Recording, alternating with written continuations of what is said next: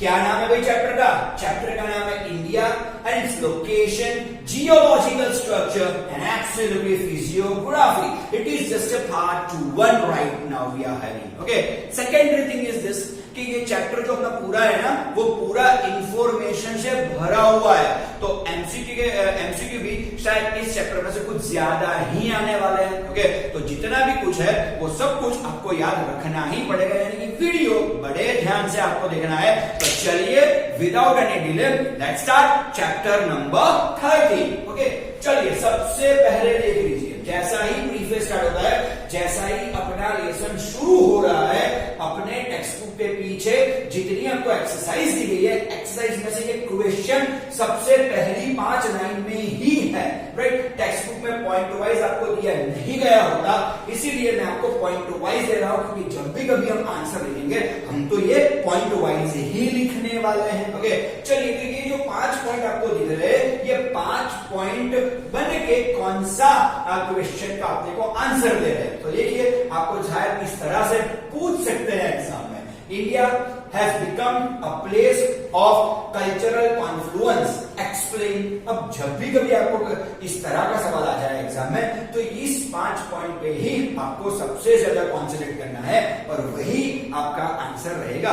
शायद आपको ये क्वेश्चन कुछ इस तरह से पूछा जा सकता है, why has India become a place of cultural confluence? Question mark, whatever it is that, okay, answer will be done in these 5 points. तो जब भी ये क्वेश्चन आपको एग्जाम में आता है, आपको इस 5 पॉइंट को इंक्लूड करना ही है. तो चलिए सबसे पहले देखना शुरू करते हैं. सबसे पहली वाली बात, India holds a unique position among the countries of the world, no doubt about that. Okay, India की एक यूनिक पोजीशन एंशियंट टाइम से वर्ल्ड में चली आ रही है और अभी भी एक यूनिक पोजीशन पे इंडिया है. तो है, सभी को यहाँ आना ही पड़ता है, आप जानते ही हो. ओके, चलिए number 2, India is a country having largest democracy and its culture is one of the oldest. इसमें भी कोई दो राय नहीं है, अपना जो कल्चर है वो सबसे ओल्डेस्ट है. और तीसरा पॉइंट भी ऐसा ही कुछ है, it has the largest democracy in the world. और हमारी जो कोई भी डेमोक्रेसी है, वो डेमोक्रेसी कैसी है?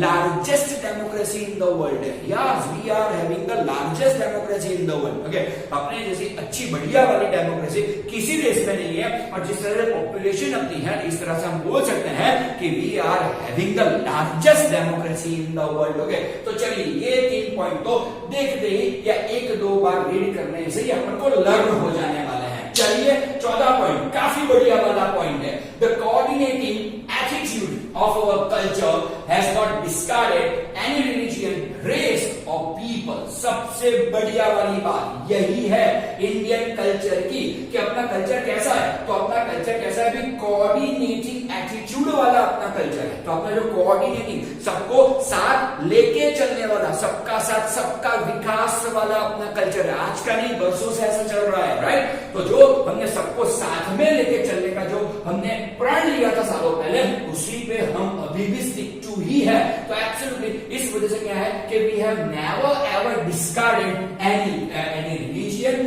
रेस और पीपल. किसी को भी हमने अपने से अलग नहीं किया, चाहे वो किसी भी रिलीजन का हो, चाहे वो किसी भी जाति का हो, या रेस यानी जाति, क्रीड, यू कैन अंडरस्टैंड. और कोई भी लोग क्यों ना हो, शायद फॉरेन कंट्री से भी आके लोग यहाँ पे बसे हुए हो और बहुत बढ़िया तरीके से वो लोग यहाँ पे रह रहे अभी भी, but has accepted them wholeheartedly. और हमने जितने भी लोग यहाँ पे आए, सबको अपना हमने दिल से उनका स्वागत किया है. ओके, तो एब्सोल्युटली इंडिया की ये सबसे पावरफुल चीज है, हम ऐसा जरूर से बोल सकते हैं. 10 impartially towards all religions, people, races is the peculiar characteristic of India. Peculiar means a special one, we can speak like this. Okay, बस तो जिस तरह से हमने किसी के साथ भी impartiality नहीं की. Okay, सभी इस देश के नागरिक है, आराम से यहाँ पे रह सकते हैं, आराम से अपना जीवन व्यतीत कर सकते हैं, मिलजुल कर रहते हैं. हम अब से नहीं, सालों से मिलजुल के रह रहे हैं. ओके,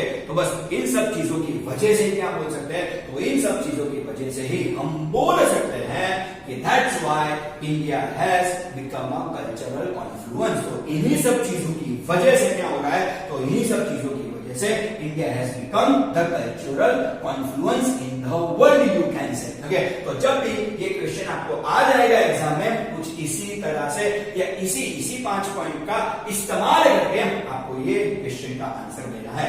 जैसे ही चैप्टर की शुरुआत होती है वैसे ही इसका जवाब हमें मिल जाता है। टेक्स्ट बुक में पैरा वाइज दिया गया है, लेकिन मैंने यहाँ पॉइंट वाइज आपको दिया गया है। तो जैसे भी आप जब भी कभी आप एग्जाम में लिखोगे पॉइंट वाइज ही लिखोगे, आप जानते ही। चलो थोड़ा आगे बढ़ते हैं। Okay, even though many natural and man-made disasters have taken place, India has consistently continued her progress. Her progress, क्योंकि हम भारत को माता बोलते हैं, आप जानते हो। ओके, तो हर प्रोग्रेस। ओके, तो देखिए कि बहुत सारे नेचुरल डिजास्टर इंडिया में हुई है। यहाँ पे अर्थक्वेक्स भी आए हैं, सुनामी भी आया हुआ है, और न जाने क्या क्या इंडिया में हुआ है, लेकिन फिर भी हमने अपना प्रोग्रेस कभी अटकाया नहीं है, हम आगे बढ़ते ही रहे हैं। ओके, हम ऐसा भी बोल सकते हैं ओके कि कई सारे मैनमेड डिजास्टर भी इंडिया फेस कर चुका है। ओके, आप जानते ही हो कि भाई वॉर्स हो या कुछ भी हो तो वो मैनमेड डिजास्टर, अभी जो कोरोना चल रहा है again it's a manmade disaster. Okay, तो ऐसे कोई भी मैनमेड डिजास्टर भले ही इंडिया में आ जाए, ओके,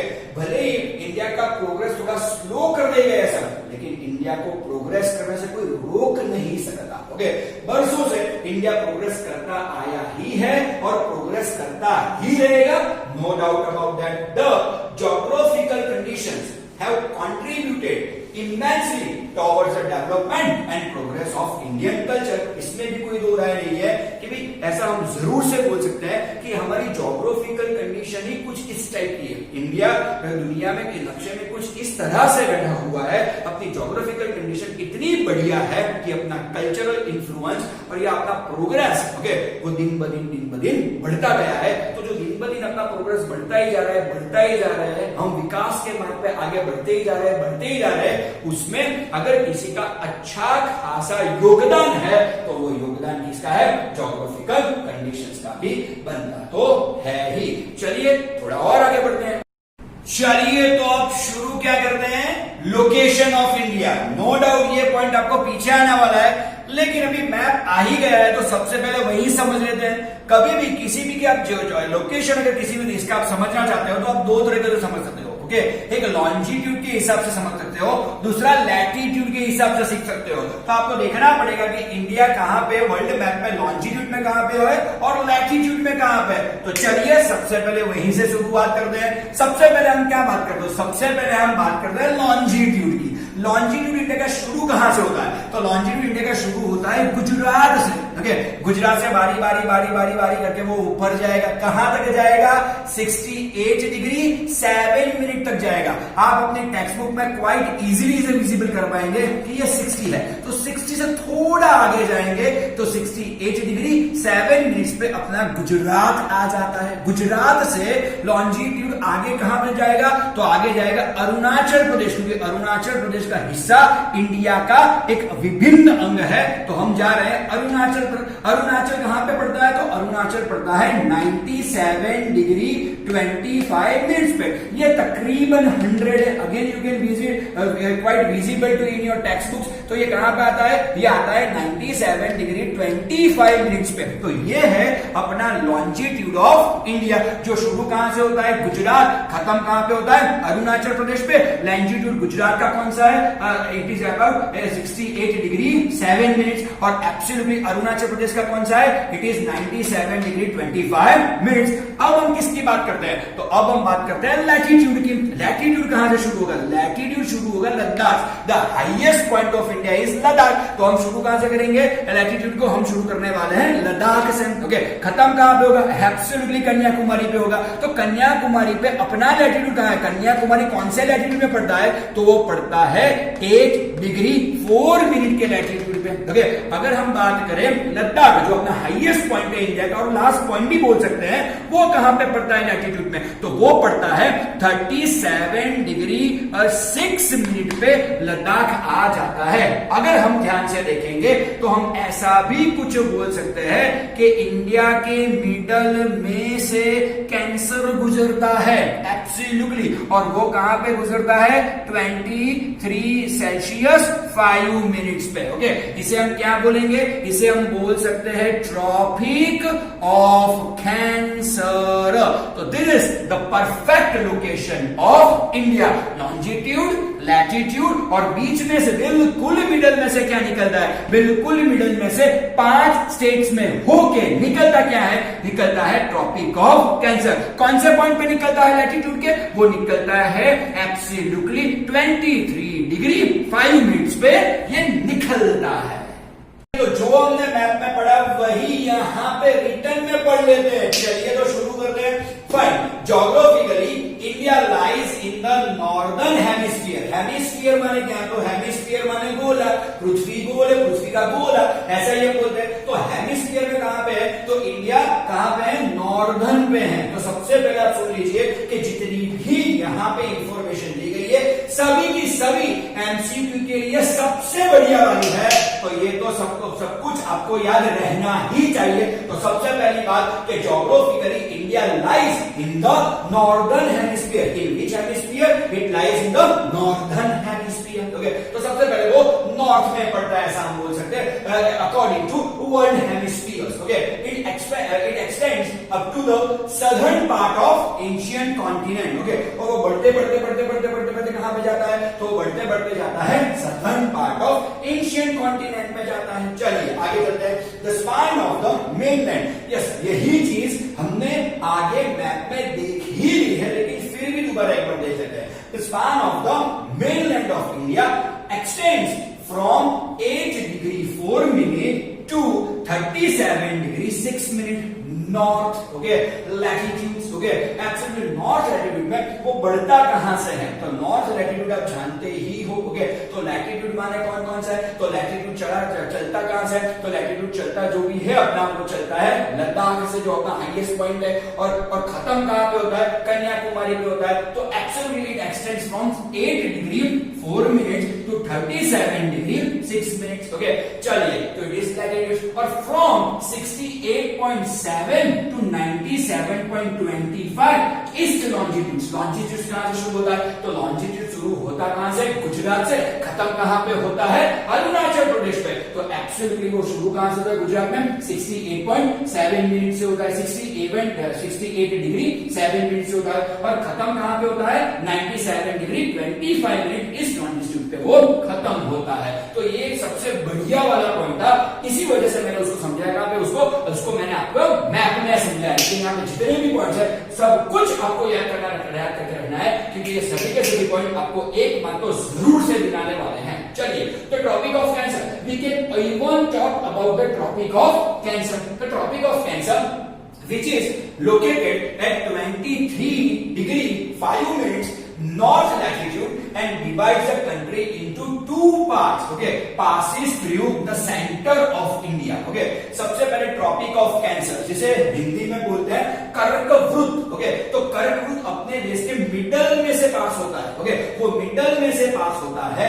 कौन से लैटिट्यूड पे पास होता है? वो पास होता है 23 डिग्री 5 मिनट्स लैटिट्यूड में से ये पास होता है। क्या पास होता है? द ट्रॉपिक ऑफ कैंसर पास होता है। ओके, और बिल्कुल वो अपने देश को 2 पार्ट्स में डिवाइड कर देता है, साउथ नॉर्थ 2 पार्ट में उसे वो डिवाइड कर देता है। It's northern part is spread more in the east west direction. Okay, जो अपना नॉर्दर्न पार्ट है वो कहां पे स्प्रेड होता है? जो नॉर्दर्न पार्ट है वो स्प्रेड होता है ईस्ट से लेके वेस्ट तक, यानी अरुणाचल प्रदेश से गुजरात तक ये पूरा स्प्रेड हो रहा है। The large plains and the Himalayan mountains system are located in this part. Okay, अगर आप देखा जाए तो यहाँ पे क्या आता है? तो यहाँ पे लार्ज प्लेन्स और the Himalayan mountain systems are located in this part. यहाँ पे हिमालयन माउंटेन से लेके जितने भी लार्ज प्लेन्स हैं वो सब कुछ इसमें फैले हुए रहते हैं। चलिए आगे देखते हैं। The area of the south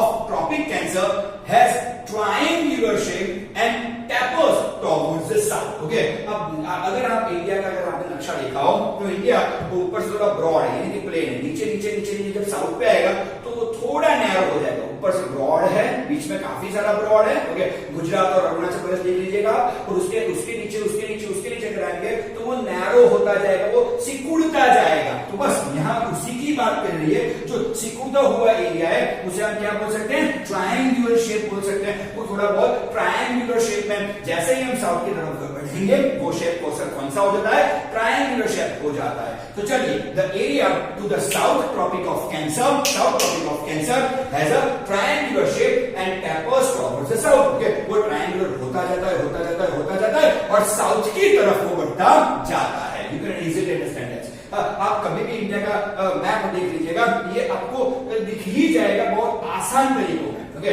this is basically a part of peninsular Plato. Okay, इसे क्या बोलते हैं भाई, peninsular Plato. Okay, it's called peninsular Plato. Okay, it's peninsular प्लेटो। ये पेनिनसुलर प्लेटो होता क्या है? ओके, तो जिसके तीन दिशा में, ओके आप सुन लीजिए, जिसके तीन दिशा में पानी रहता है यानी कि समुद्र रहता है, उसे हम क्या बोलते हैं भाई, पेनिनसुलर प्लेटो बोलते हैं। ओके, चलिए, तो it includes the eastern plains and the narrow western coastal plains. Okay, इसमें कौन कौन से आते हैं, तो इसमें ईस्टर्न प्लेन्स तो आते ही है, लेकिन आगे जाके इसमें वेस्टर्न कोस्टल प्लेन्स भी इसमें आ ही जाते हैं। किसमें आते हैं, ये आते हैं पेनिनसुलर प्लेटो में, ये सब आ जाते हैं। पेनिनसुलर का मीनिंग क्या हुआ, तो पेनिनसुलर का मीनिंग हुआ जो तीनों तरफ से पानी से घिरा हुआ है, उस प्लेटो को हम क्या बोलते हैं, पेनिनसुलर प्लेटो ही बोलते हैं। Find the latitudinal as well as longitudinal extents of India are almost equal। अगर आप उसे देखेंगे तो वो almost equal ही है। डिफरेंस कितना है, it reaches about 30 डिग्री। तो दोनों में लैटिट्यूड और लैटिट्यूड पर अगर देखा जाए तो 30 डिग्री का ही अपने को डिफरेंस दिखेगा, यानी it is almost same, but actually the length between, okay, वो अगर लैटिट्यूड और लॉन्जिट्यूड को अगर देखा जाए तो होगा क्या, तो उन दोनों वो दोनों तकरीबन सेम ही है, सिर्फ और सिर्फ 30 डिग्री का ही डिफरेंस है। लेकिन अगर हम लेंथ की अगर बात की जाए तो लेंथ क्या है, तो कश्मीर टू कन्याकुमारी, ये चीज आपको याद रखनी है क्योंकि ये एमसीक्यू में आ सकता है। तो Kashmir to Kanyakumari is 3214 kilometre. Okay, Kashmir to Kanyakumari का अंतर कितना है, कश्मीर से कन्याकुमारी तक का किलोमीटर कितना है, तो किलोमीटर है 3214 kilometre. Okay, from Gujarat to Arunachal Pradesh, अगर हम लॉन्जिट्यूड की बात करें यानी गुजरात से अरुणाचल प्रदेश की बात करें, तो गुजरात से अरुणाचल प्रदेश का जो कोई भी अंतर है या डिस्टेंस है वो कितना है, वो है 2933 kilometre. Okay, that is 2933 kilometre. तो वैसे अगर देखा जाए तो कश्मीर से कन्याकुमारी का डिस्टेंस कितना है, 3214 किलोमीटर। और अगर हम देखें गुजरात से अरुणाचल प्रदेश का अंतर, तो वो होता है 2933 किलोमीटर, ऑलमोस्ट 250 किलोमीटर का डिफरेंस है। बस इतना कम डिफरेंस होने की वजह से ही डिग्री में सिर्फ 30 डिग्री ही डिफर करता है। जब भी हम बात करें लैटिट्यूडनल और लॉन्जिट्यूडनल एक्सटेंट की हम बात करेंगे तब, तो कश्मीर से कन्याकुमारी का डिस्टेंस कितना है, 3214 किलोमीटर, और गुजरात से अरुणाचल प्रदेश का डिस्टेंस कितना है, इट इज 2933 किलोमीटर। ऑलमोस्ट दोनों में 250 किलोमीटर, ऑलमोस्ट 250 किलोमीटर का अंतर हम ऐसा बोल सकते हैं। There is a difference of 2 hours in the local times between the two extreme places। Okay, दो एक्सट्रीम प्लेसेस के बीच में, यानी गुजरात और अरुणाचल प्रदेश की यहाँ बात चल रही है, उसमें टाइम डिफरेंस कितना आता है, तो डिफरेंस आता है 2 आवर्स का, ऑलमोस्ट टाइम डिफरेंस आता है।